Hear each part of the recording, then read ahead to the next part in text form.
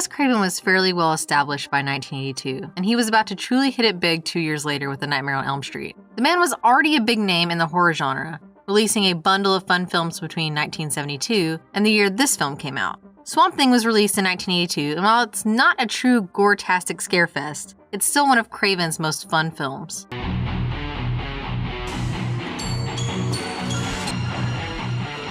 Nice hearing from you, Carlos. Swamp Thing, as most know by now, is a comic book adaptation that has since had a sequel and a very short-lived television series. The story here is simple. An agent gets sent to the swamp to investigate the goings-on with a scientist who seems to be making great progress.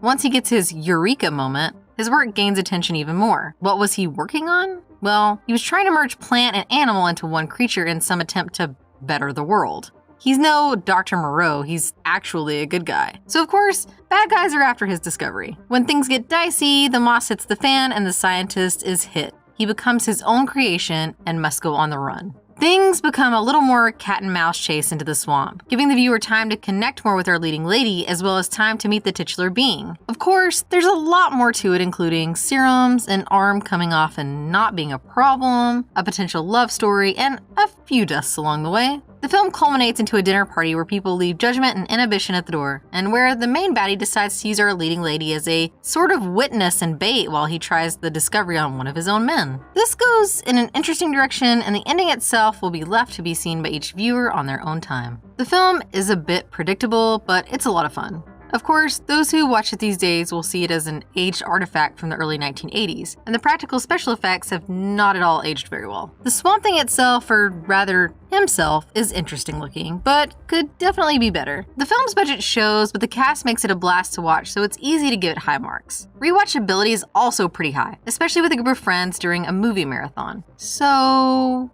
what makes this one so good? Well, it's a very complex mix of acting, directing, writing, and, well, a bunch of other scientific things.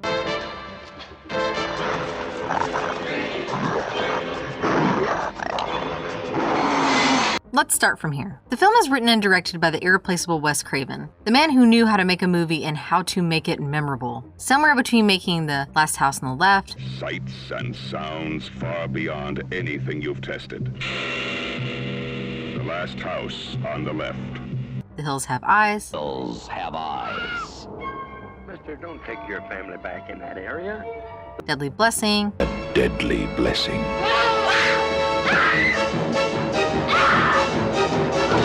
then The Hills Have Eyes 2,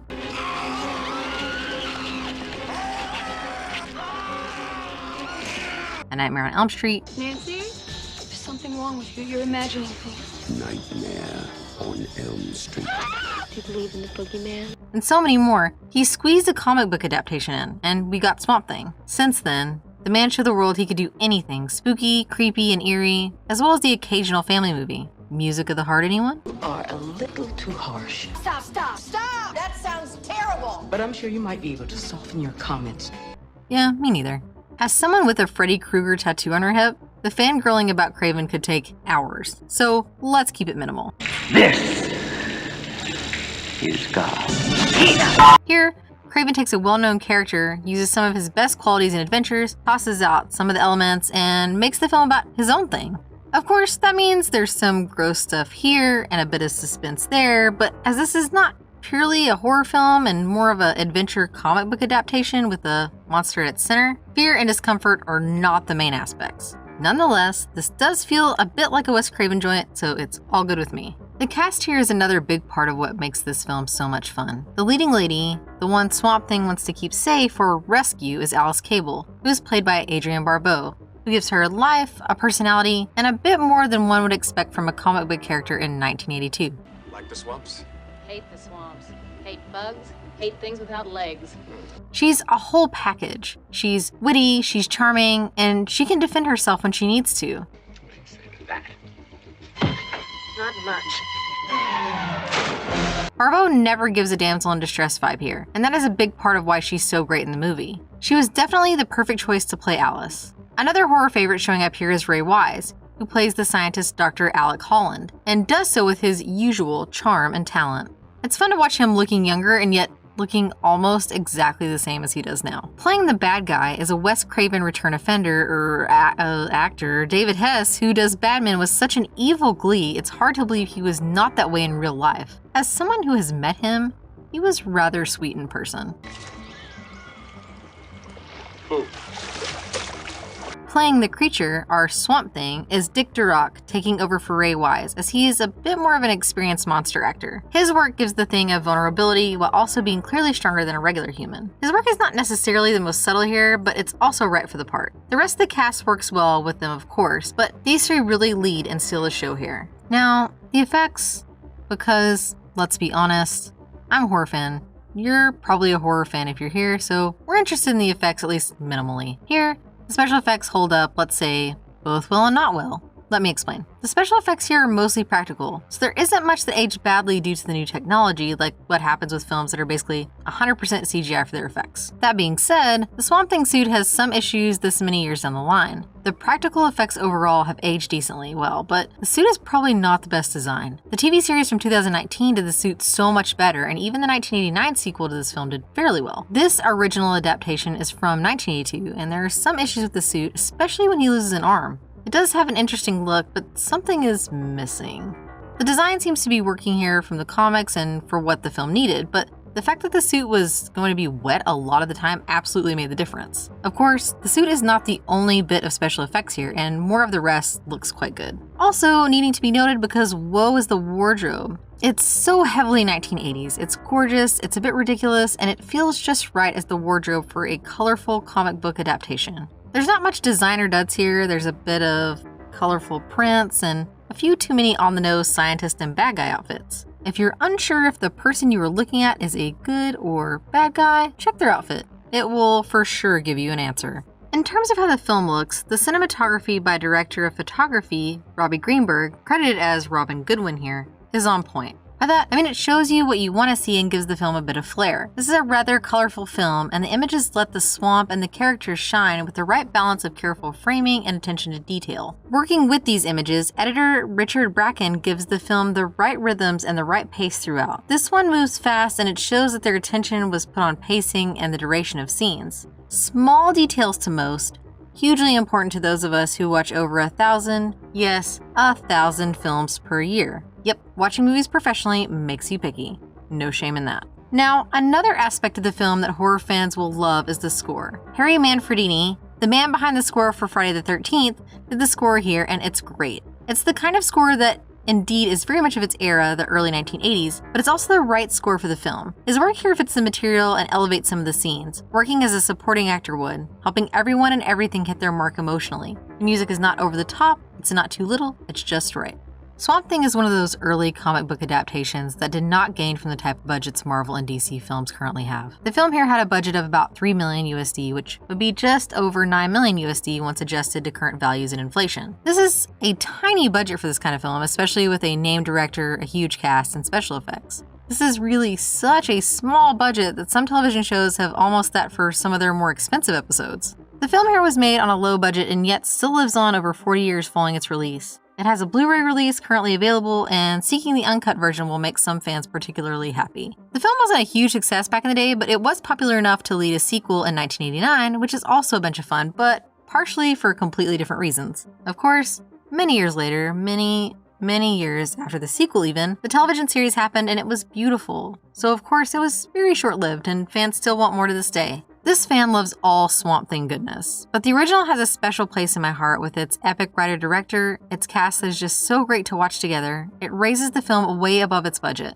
It's also memorable for being a bit cheesy, a bit over the top, for having a wardrobe that's just so early 1980s that it becomes comical at times. The film is one of those that can be watched paying full attention or just for fun. It's the kind of film you can watch alone or with a large group of happy people. Swamp Thing is a film that makes the heart happy and resonates in a strong way with the weirdo in all of us. It's got a message about what's inside of us all and one about protecting the environment, but it's not something that feels so heavy-handed in the setting here, with all the action, the side boob shots, and the plant man thing at the center of it all. In terms of fun, Swamp Thing is filled with it, and that's a huge part of it being a favorite and being highly needed on Blue, which, let's be honest, I should go order right now. In reality, this is an 8 out of 10 because it's fun, it's cheesy, and well, it's a bit nuts too.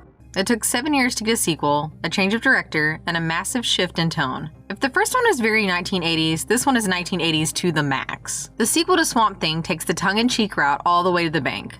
Or at least all the way to the end credits. For a film that cost $3 million, making less than $300,000 at the box office was abysmal. However, looking back at the film now, it's a fun ride. Is this a perfect film? Far from that. Is it a good movie?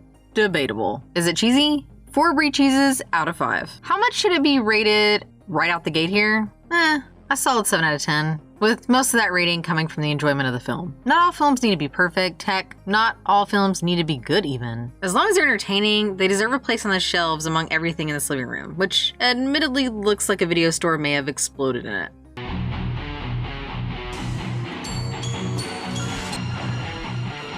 Nice hearing from you, Carlos. The story is about Abby Arcane, the stepdaughter of Dr. Arcane, the man doing experiments on people back in the swamp. She's in Los Angeles, owns a plant store, and is vegetarian, a fact that matters here. She's full of life and full of quips, including one about that TJ on TV. Soon, she decides to go back to her mother's house as she's passed away, and she isn't happy with how her stepfather has handled everything. It's all very quick, just to get her out of the door and into the swamp where she can be a fish out of water and at the mercy of Dr. Arcane. Once there, she meets a few more villains, some henchmen and henchwomen, and finally, she meets Swamp Thing, a man a plant lover can fall for. Yeah, you heard that right. Fall for which she does, of course. A few other people come and go in the story, plans are thwarted, and the plant man finds a way to pour himself into a bathtub, saves the day, and wins the girl. The story here is not exactly complex, but it also doesn't claim to be at any point. One of the good things this film does is not take itself too seriously. It's not great, it's not a high-budget production. It doesn't have a large cast and crew, and it's definitely not a tentpole film. More importantly, it knows it. It plays everything tongue-in-cheek and does so quite well. There are a few annoying scenes here and there, but overall, the story flows well and moves at a good pace. Both things help the nonsense from certain scenes just blow by without issues. Of course, some of the characters are thinner than paper thin. Some are just shells of human beings present to serve a purpose and never seen again. For example, at the start of the film, the shop assistant is told of Miss Arcane's plans. We never see her again, and her lines are as forgettable as can be.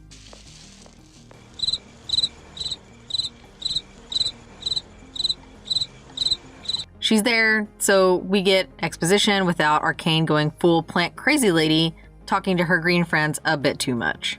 I'm not even gonna call. I'm just gonna go down there and confront him. I mean, why should he mess up my life?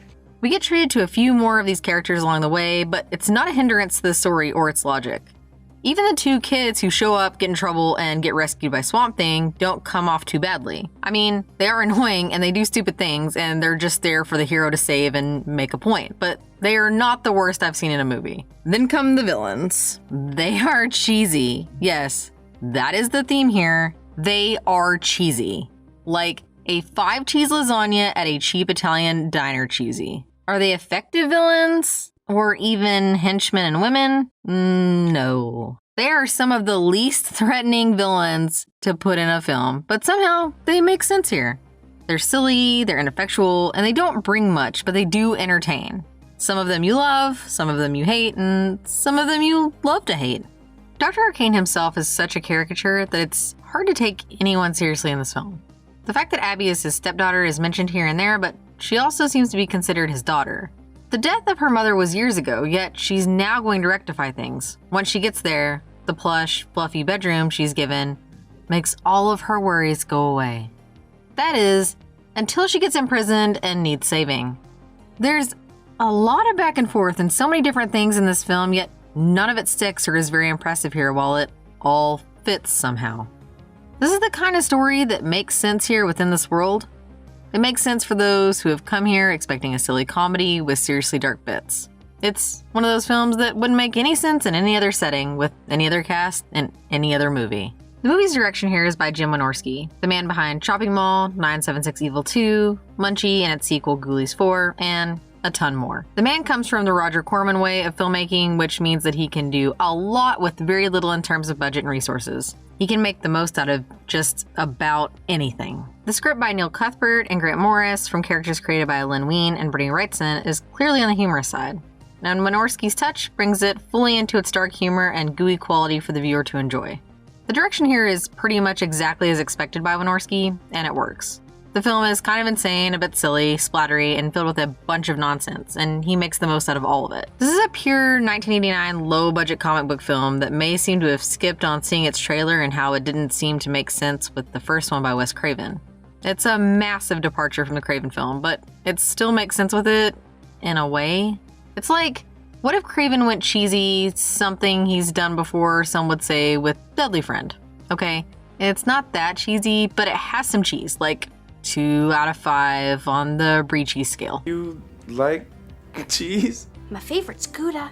In terms of cast, the film has one very familiar face around whom the script was adapted a bit with a T.J. Hooker reference and a Motley Crue joke. Heather Locklear was a big name back in 1989 with lots of magazine and television coverage. She had been on Chips, 8 is Enough, Fantasy Island, The Love Boat, T.J. Hooker, Dynasty, and a bunch more before the return of Swamp Thing. She was an established actress and a hot one regarding how much attention she attracted. Her marriage to Tommy Lee had her on the cover of all kinds of publications, making her even more recognizable.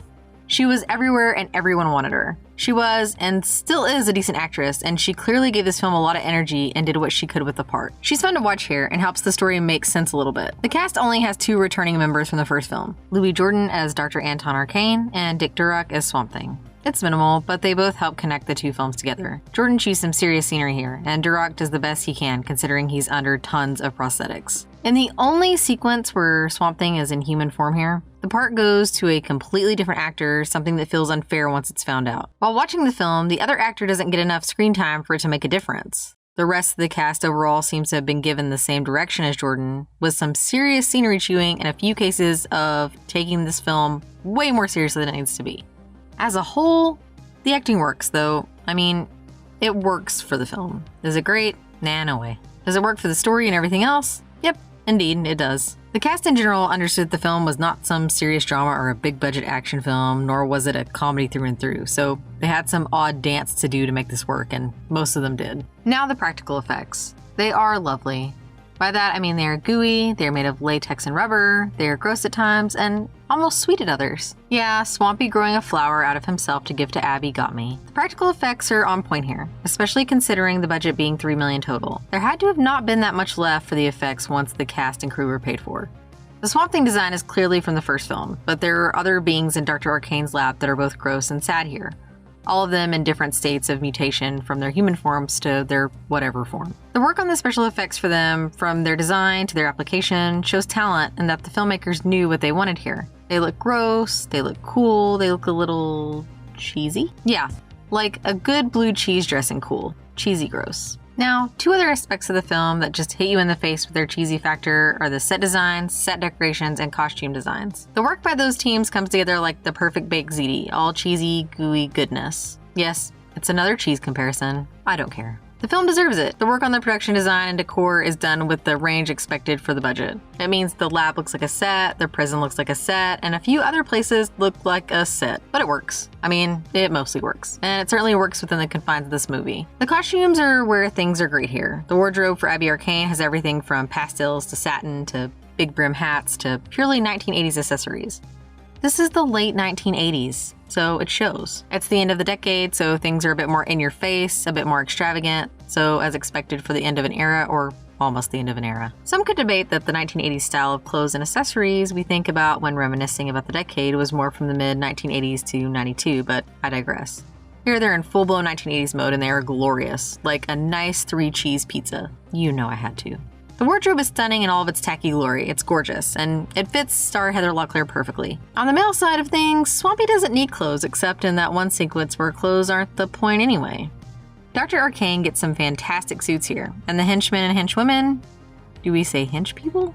Have some colorful versions of hench people outfits that just fit the film's tone. Overall, the fashion on display here is on point, like in the first film, and it almost becomes sort of a character of its own. Kudos to the costume designer Vicky Grief for her work here.